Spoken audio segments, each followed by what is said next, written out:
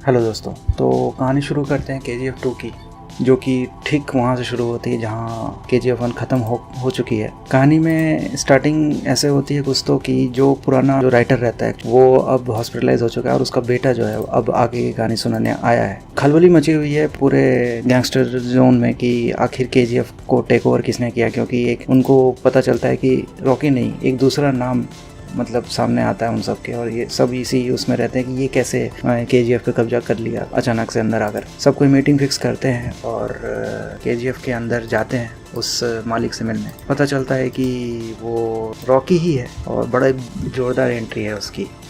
KGF के अंदर जो लोग हैं उसके एकदम लॉयल हो चुके हैं, एक तरीके से कह लीजिए कि उसके फॉलोअर हो चुके हैं और अपना कैरियर और सब कुछ, अपना फ्यूचर जो है वो रॉकी में ही खोजते हैं। तो छोटे से छोटे बच्चे भी मतलब उसकी आर्मी में शामिल हैं।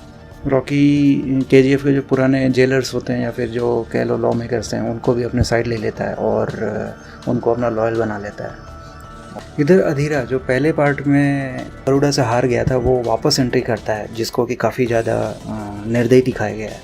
तो वो आता है और खून बनाना स्टार्ट कर देता है। वो आते ही सबसे पहले रॉकी की जो गर्लफ्रेंड रहती है उसको किडनैप कर लेता है और रॉकी को घायल कर देता है। रॉकी के घायल होते ही उसका साम्राज्य जो है वो धीरे धीरे फिसलना शुरू हो जाता है। इधर मुंबई में शेट्टी जो है वो भी काफ़ी ज़्यादा भौंकने लगता है और सबको यही लगता है कि रॉकी का जो साम्राज्य है वो अब ज़्यादा दिन टिकेगा नहीं। बट रॉकी जो है वो खेल खेलता है और मुंबई में अपने जो चाचा हैं उसको कमांड देता है एक बार, और रॉकी को चाचा का साथ चाहिए तो चाचा मान जाता है। रॉकी भी इधर खेल खेलता है, वो डायरेक्ट पहुँच जाता है मिडिल ईस्ट खलील के पास, जो कि आर्म सप्लायर रहता है इंडिया के लिए। और बाद में पता चलता है कि रॉकी ने सारे के सारे अपने दुश्मनों को गोली से उड़ा दिया है सिवाय शेट्टी के।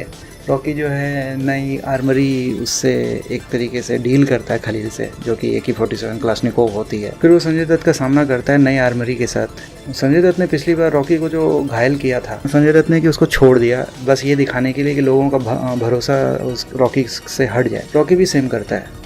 रॉकी भी मतलब अटैक करता है, सारे लोगों को मार देता है ऑलमोस्ट संजय दत्त के, और संजय दत्त की जान बख्श देता है भीख की तरह। छटपटाता हुआ संजय दत्त मैदान छोड़ के चला जाता है। बात इधर नेशनल लेवल की बन जाती है। खबर जो है वो PM तक चली जाती है। PM जो है रमिका सेन, जो कि रवीना टंडन है, तो उसको काफ़ी ज़्यादा नो नॉनसेंस और एकदम स्ट्रिक्ट नेता बताया गया है। तो वो पूरी तरीके से रॉकी पे फोकस करती है और कंट्री के जो बेस्ट आर्मी होती है वो KGF की तरफ घुमा देती है। इधर रॉकी खुद जो है वो रमिका सेन के ऑफिस में आता है और सारी सच्चाई बताता है कि रमिका सेन की खुद की पार्टी के लोगों की सैलरी जो है वो उसके गोल्ड से ही होके आती है। तो इस चीज़ को रमिका सेन जो है वो एक तरीके से बेइज्जती के तौर पे लेती है।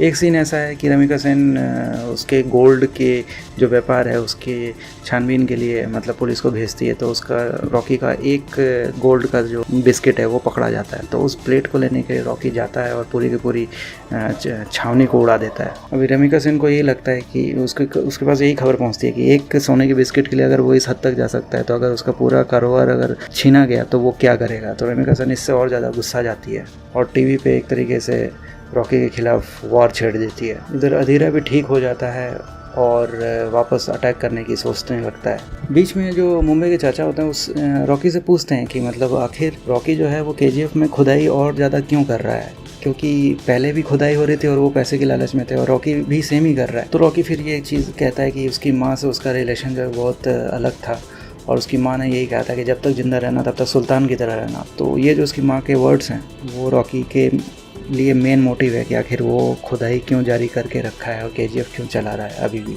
अधीरा वापस आता है, अटैक करता है और आते ही सबसे पहले रॉकी की जो गर्लफ्रेंड है जो कि उस वक्त पेट से रहती है उसको मार गिराता है। इसके बाद 1-to-1 फाइट होती है संजय दत्त और यश के बीच में। संजय दत्त हार जाता है और रॉकी जो है वो संजय दत्त को मार देता है। फिर उसके बाद रॉकी को ये पता चलता है कि किसी ने गद्दारी की है और संजय दत्त को किसी ने रास्ता बताया है KGF के अंदर आने का, इतने अंदर आने का। तो रॉकी जो है तुरंत गाड़ी में बैठता है और डायरेक्ट दिल्ली चला जाता है। उसको पता है कि किसको मारना है। यहाँ तक अभी तक ये चीज़ रिवील नहीं होती है कि आखिर वो किसको मारने जा रहा है और सबको यही लगता है कि रमिका सेन ही मरेगी। वो डायरेक्ट वो पार्लियामेंट में घुसता है, चलती सभा में घुसता है और बंदूक तान देता है रमिका के ऊपर, बट वो रमिका को नहीं मारता है। पीछे एक और पॉलिटिशियन रहता है जो कि कर्नाटका का रहता है, वो उसको मारता है।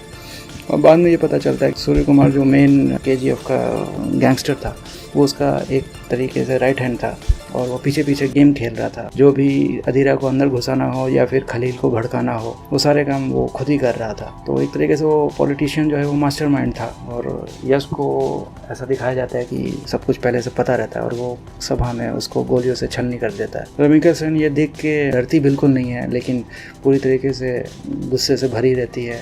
यश जो है उससे आंख मिला के चला जाता है। उसके बाद रमिका सेन पूरी की पूरी आर्मी को यश के पीछे भेज देती है कि उसका जो साम्राज्य है वो खत्म होना चाहिए। इधर पता चलता है कि यश जो है वो KGF में है ही नहीं, और सारा सोना जो है वो ले करके समुद्र में चला गया है। अभी वो इंटरनेशनल बॉर्डर में है और दो देश की जो बॉर्डर हैं वो वहाँ पे मर्ज करते हैं, और लास्ट में ये दिखाया गया है कि यश के ऊपर अटैक कर दिया जाता है दूसरे देश के शिप से, और पूरा का पूरा जो सोना है वो समुद्र में चला जाता है यश के साथ। तो एक तरीके से यश जो है वो अंतिम समय तक एक सुल्तान की तरह ही जीता है और अपने खजाने को साथ लेकर के डूबता है, ऐसा दिखाया गया है। एंड में दिखाया गया है कि रमिका सेन जो है वो KGF को क्लोज करने के बाद इस चीज़ को पूरी तरीके से भारतीय इतिहास से दबा देना चाहती है, और ये ऑर्डर देती है कि जो भी हुआ KGF में और रॉकी ने जो भी किया उस सारी चीज़ों को कभी बाहर नहीं आने देना। इधर करंट टाइम में ऑफिस में जो राइटर के ऑफिस है उसमें पियून को एक दस्तावेज मिलता है। उस दस्तावेज में KGF के बारे में चैप्टर 3 हेडिंग होती है, मतलब कि इतिहास अभी और भी आगे है ये दर्शाया जाता। तो